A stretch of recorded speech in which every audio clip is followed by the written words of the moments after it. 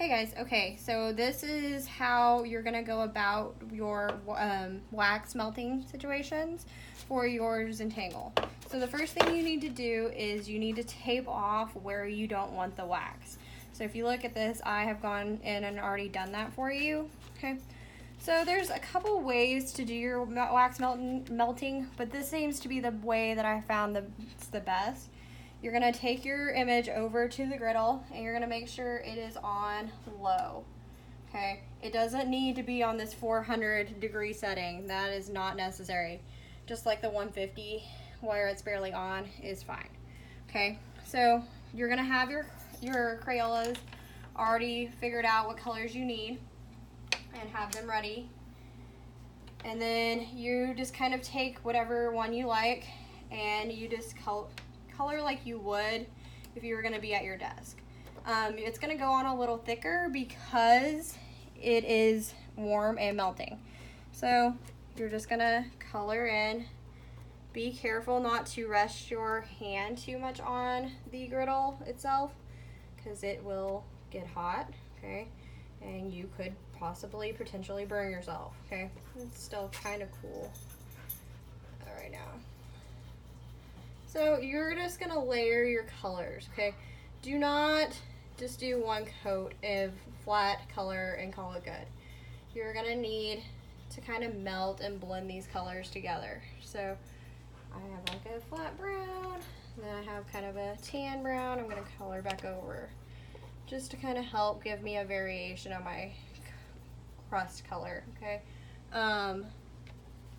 So as you go, color in your different areas. You can see how it's starting to melt a little bit better now, right? And then, like I said, blend those colors together. That's one of the joys of melting these, is that you're gonna get that variation. Then, like I said, layer, okay?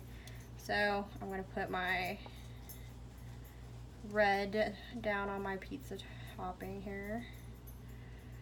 Right, because everybody likes a good marinara sauce. And it doesn't have to be super precise. I mean, you're gonna want to be slightly careful with things because you don't want it to bleed out onto your Zentangle. You want it to look nice, but at the same time, it doesn't have to be perfect. Okay. And then if you want different shades, you can just kind of like cut up some crowns and let them melt on your piece. It's one of the joys of the griddle. Okay, so like I want cheese on my pizza, so I'm just gonna drop these little pieces down on top, right? So kind of think things through about how you want it to look in the end, okay? It's gonna take a little bit of time for that wax to melt, so be patient. If you want, you can use the hot gun to kind of help that process along. Be careful because it will push the air from the hot gun will push that wax around, okay? So be prepared and just kind of move things accordingly, okay? Also, I will have some toothpicks for you, so you can kind of use those to help with the blending of your colors, okay?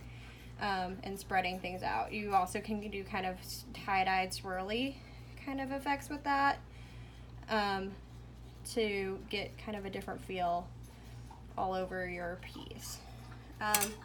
Lastly, if you want, while it's on the griddle, you take one of your zesters that I have provided you on your tables and you just kind of grate your Crayola over your project to get a kind of different variation on color and tone, okay? So once you get that all said and done, then you have your finished piece. So make sure you fill up the whole thing, right? And have a little fun with it. This is meant to be a fun project. So make sure you're kind of experimenting, having a little fun, playing with things, seeing how different things affect each other. So that's all I have for you guys.